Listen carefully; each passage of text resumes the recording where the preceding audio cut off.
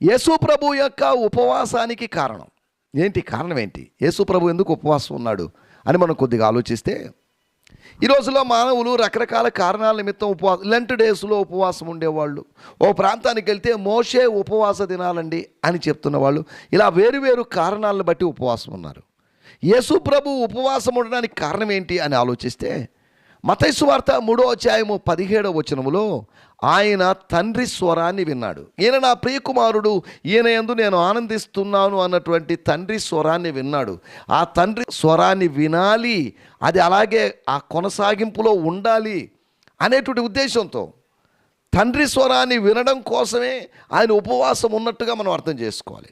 తండ్రి స్వరం వినడం కోసం, ఫాదర్స్ వాయిస్ కోసమే, దైవ స్వరం కోసమే, దేవుడు మాట్లాడడం కోసమే దేవుని సన్నిధిలో ఉపవాసం ఉండాల్సిన అవసరం ఉంది. మనం వేరు విషయాల కోసం ప్రార్థన చేస్తాం. అయినప్పటికీ కూడా యేసు ప్రభు తండ్రి స్వరం విన్నాడు, ఇంకనూ వినాలనుకున్నాడు. కాబట్టి ఉపవాసము అనేటువంటి ఒక చిన్న మార్గాన్ని ఆయన ఎంచుకున్నాడు. తద్వారా తండ్రి స్వరాన్ని వింటూ ముందుకు సాగాడు.